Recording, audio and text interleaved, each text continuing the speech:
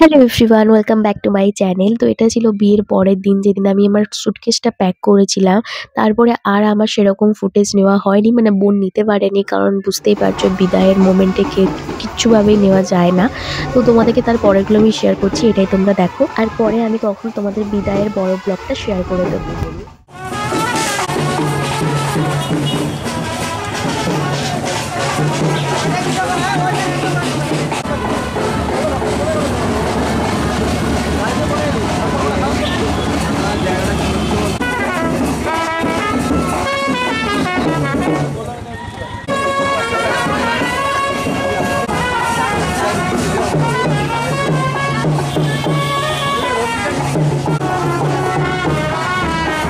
তো এই ভিডিওটার মধ্যে বিদায়ের সিনটা আমি আর অ্যাড করিনি, কারণ ওটা আমার কাছে ছিলই না ফুটেজ। তো সেই জন্যই, কারণ বোন সেই মুহূর্তে ঠিক ছিল না, ওরও ভীষণ পরিমাণের কষ্ট হয়েছিল, তাই হয়তো ফোনটা অন করতে পারেনি। সো এটাতে কোনো জোর করার কোনো ব্যাপার নয়। আর আমার তো অবস্থা ভীষণই খারাপ ছিল, তো তোমাদেরকে আমি কখনো শেয়ার করব বিদায়ের ব্লগটা। আর একটা কথা কি বলতো, ওই পরিবেশটাও তো সেই রকম ছিল না, না বাড়ির পরিবেশটা যেটা খুব আনন্দ সহকারে ভিডিও করবে, সেটা তো সেরকম ছিল না। যেখানে ছোটবেলা থেকে বড় হলাম, এত কিছু সমস্ত স্মৃতি ওই বাড়িতে জড়িয়ে আছে, সেই বাড়ি ছেড়ে আজকে একটা অন্য বাড়িকে নিজের বাড়ি বলতে হবে। অবশ্যই দুটোই আমার নিজের বাড়ি এক কথায় বলতে গেলে। দেখো, ওখানে আমার বাবা মা আছে, যারা আমাকে জন্ম দিয়েছে, তারা যতদিন ওখানে আছে ওটা আমার নিজের বাড়ি। আর এটাও আমার নিজের বাড়ি, কারণ যে মানুষটার সাথে আমি এসেছি সে আমার পরবর্তী মানে শেষ বয়সের সঙ্গী। তো সেটাও আমার নিজের বাড়ি। তো বলতে গেলে দুটোই আমার নিজের বাড়ি, আর আবার দেখতে গেলে দুটোও আবার আমার নিজের বাড়িও নয়। তো এত জটিলতার মাঝখানে তো আমি যেতে চাই না। তো তবুও সমস্ত কিছু মেনে নিয়ে নিজের মনের মধ্যে অনেকটা কষ্ট চেপে নিয়ে আমি ওই বাড়ি থেকে এই বাড়িতে এসেছিলাম। তো এখানে এসে যেমনই জানো সমস্ত মন্দিরে প্রণাম করতে হয়। তো ফার্স্ট আমি কালীবাড়িতে গিয়েছিলাম, তারপরে একে একে সব জায়গায় গিয়েছিলাম। আর যেহেতু বাবাইদের বাড়ি থেকে বাজনা হয়েছিল, তো বাজনার সাথে সাথে মানে গোটা রাস্তায় আমাদের অনেকটা আগে থেকে নামিয়ে দিয়েছিল গাড়ি থেকে। তো সেখান থেকে হাঁটতে হাঁটতে সমস্ত মন্দিরে প্রণাম করে, যেমন পান, সুপারি, টাকা দিয়ে যেরকম প্রণাম করে না, সেরকম করে সবার সাথে নাচতে নাচতে বাড়ি মানে দিকে এসেছিলাম। তো তোমাদের একটু পরে দেখো সমস্ত কিছু নাচগুলো আমি তো বোন তুলেছিল, সেগুলো তোমাদের সাথে আমি অ্যাড করে দিয়েছি, তোমরা দেখতে পাবে। একটা ঘটনা বলে, আমাদের বাড়ি থেকে যা গাড়ি ছাড়া হয়েছিল, তারপরে কিছুক্ষণ পর থেকে না আমার শরীরটা ভীষণ খারাপ হয়ে গিয়েছিল, মানে গা বমির ভাব চলে এসেছিল, মানে যা হোক করে বমি করতে হবে এই রকম হয়ে গিয়েছিল, কিন্তু কিছুতেই আমার বমি আসছে না। তো অনেক অনেক জায়গায় দাঁড় করিয়ে করিয়ে থামস আপ এই সেই খেয়ে তবু বমি হচ্ছে না। যদি বোন ভিডিও করতো তোমাদেরকে আমি শেয়ার করতে পারতাম যে আমার অবস্থা কিরকম। তোমরা হয়তো আমার ফেস দেখে বুঝতেই পারছো। এমনিতে তো বিয়ের আগে থেকে তো টায়ার্ড হয়েই আছি, তার উপরে এই দিনটা ভীষণ কষ্ট গিয়েছিল। অনেক অনেক ধন্যবাদ ছিল যে ওকে, যে আমার রিসেপশনটা একদিন পর ছিল, আমি সেই দিনে গিয়ে রাত্রেবেলা ঘুমোতে ভীষণভাবে শরীরটা আমার ঠিক হয়েছে। নাহলে ওই দিনে যদি রিসেপশন থাকতো আমাকে আর খুঁজেই পাওয়া যেত না। তো সেই জন্য তারপরে লাস্ট এই মন্দিরটায় এসেছিলাম। আচ্ছা, তোমরা এটা বলতে পারবে এটা কি মন্দির? এটা রাধাকৃষ্ণের মূর্তি না লক্ষ্মীনারায়ণের মূর্তি? আমি ঠিক বুঝতে পারছি না, কনফিউজড হয়ে যাচ্ছি। তো লাস্টে এখানে যে আমাদের যে ফটোটা দেখেছিলে, এখান থেকেই ফটোটা তোলা হয়েছিল। তো এখান থেকে এই মন্দিরটাই শেষ মন্দির ছিল। তারপরে আরেকটা মন্দির ছিল, কিন্তু আমি ঠিক মনে করতে পারছি না। তো তারপর থেকে এবার নাচগুলো তোমরা কন্টিনিউ দেখতে থাকো শুধু।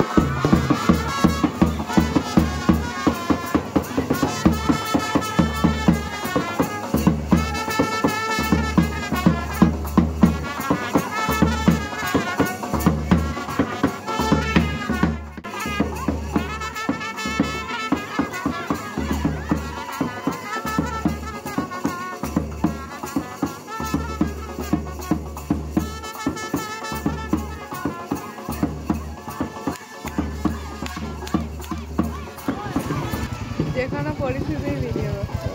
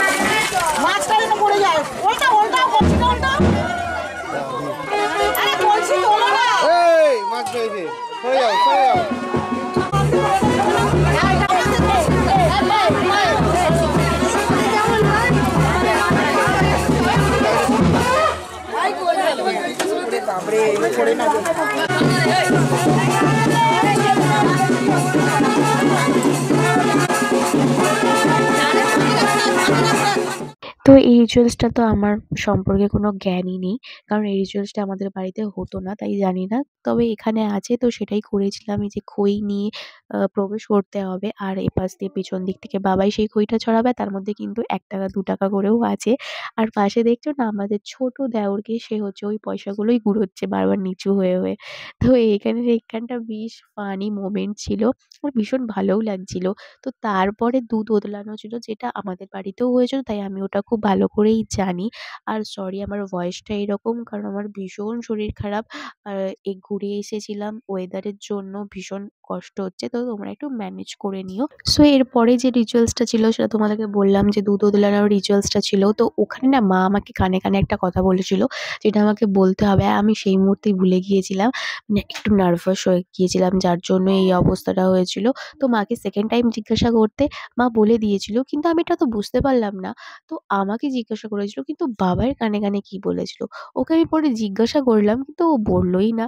মানে বলল, আমি ভুলে গিয়েছি। আমার মনে হয় ইচ্ছা করেই বলল না আমাকে। তো সেই জন্যই তারপরে ওখান থেকে যখন যে মানে বাড়িতে যখন প্রবেশ করব, যে বরণটা করবে, তো সেইটার সময় তো মেন কারণ আমি ভাবছি সে আমি যখন দাদার বিয়ে হয়েছিল তখন তো ভালোই মজা করেছিলাম। এবার আমার কি অবস্থা হবে, ননদগুলো কি করবে আমাকে। মানে কলসি যে তোলাবে সে তো জানি কি প্রচন্ড পরিমাণের ভারী হবে। এরপরে সেই দুধ ওতলানোর যে ছোট্ট মাটির হাঁড়িটা ছিল, যেটা ফুটে যাওয়ার পর উল্টাতে হবে আমাদের দুজনকে। তো সেই রিচুয়ালসটাই হয়েছিল। তারপরে বরণ হবে। তো এটা ফার্স্টে উল্টিয়ে দিয়েছিলাম। তো মা আমাকে যে কথাটা বলতে বলেছিল আমি তো সেটা বলে দিয়েছিলাম। এরপরে আমাদের মানে ঘরে প্রবেশ করার আগে, যে বরণ হওয়ার আগে আমাকে মানে দুধে আলতায় পা দিয়ে ওই যে থালাটা থাকে ওটার মধ্যেই আমাকে দাঁড় করিয়ে রেখেছিল। আর পাশে যে জলচৌকিটা ছিল সেটাতে বাবাই দাঁড়িয়েছিল। আর এখানেই তো ভয় না, এরপরেই তো আমার সেই ননদগুলো আসবে। আসার পর আমাকে একটা এত ভারী কলসি ধরিয়ে দেবে। আমি তো জানতামই না যে এরা এত কিছু লুকাবে। আমি জানি একটু হলেও হালকা হবে। বাবারে বাবা! কি ছিল না ওই কলসিটার মধ্যে। ফার্স্ট টাইমে তো আমার হাত থেকেই পড়ে যাচ্ছিল, ধরতেই পারছিলাম না। কিন্তু আমার নামও তো দেবলীনা না? আর আমি ওটা তুলেই ছাড়বো। তো যতক্ষণ পর্যন্ত বরণ হচ্ছিল ততক্ষণ পর্যন্ত আমি ধরেছিলাম। আর এর থেকে বেশি আমার পক্ষে আর সম্ভব হচ্ছিল না। তো লাস্ট মুহূর্তে যে পাশে যে আন্টি ছিল সেই হচ্ছে সরিয়ে নিয়েছিল।